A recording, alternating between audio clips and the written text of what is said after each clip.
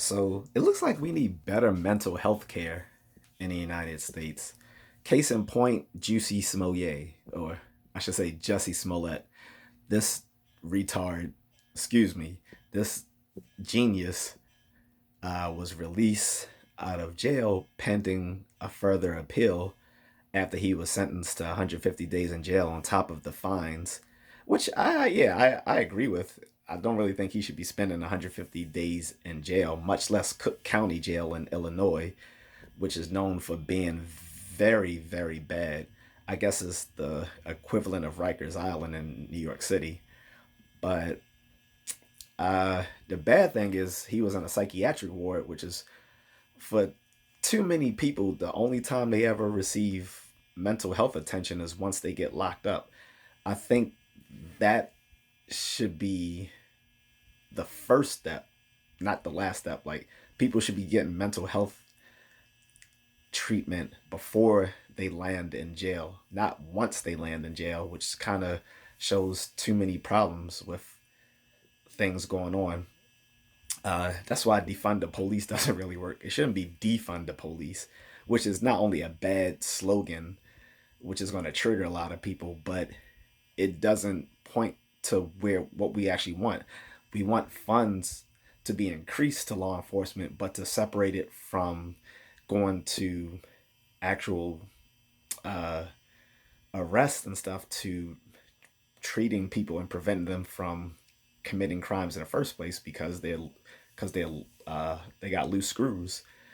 Um, Jesse, once he's released, I don't know if he'll ever receive the proper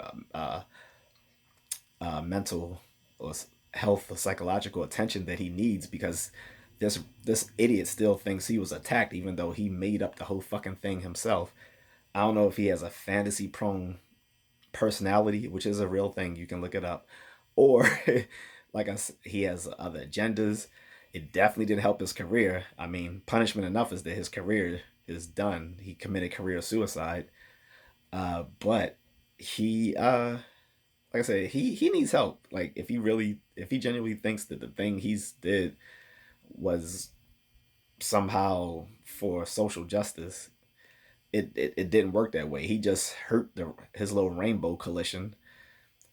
So people are less likely to believe these sort of things and think people are crying wolf. That might be a old saying. I'm probably aging myself by Peter crying wolf. But yeah, he's a nutcase that needed help. And the bigger nutcase, Kanye West, I'm not calling him by his new moniker. Fuck him and everything he stands for. Fucking dumbass. He shows that billionaires doesn't equal high value man. I mean, other people in the black manosphere have already pointed that out, that money alone doesn't equal high value. It just means high earner. But he's he's so horrible. He made Kim Kardashian start dating a white person again. Like, that's how bad he is. And any of his antics, if they were done by anyone else, it would have been followed by restraining orders. And I mean, he's calling hits on people. Who the fuck does that? Like, online on Instagram and calling black people slurs. Like, he's lost all credibility with the black community. I mean, he lost me when he said slavery was a choice, but then aligning himself with other political people and just everything he's done, he's lost me as a fan and someone who even cares to see his name in the headline anymore.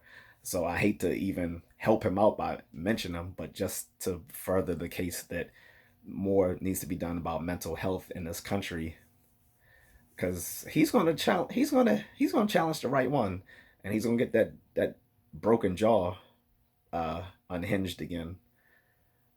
If anyone needs to be in conservatorship, it wasn't Britney Spears or Amanda Bynes. Excuse me if I'm mispronouncing Amanda's last name, Burns or Bynes. He needs to be in conservatorship, but there's no one obviously close to him that will make that step for him. So, oh well. But yeah, we need ways to get nutty people committed more easily in this country. Signing off. See ya.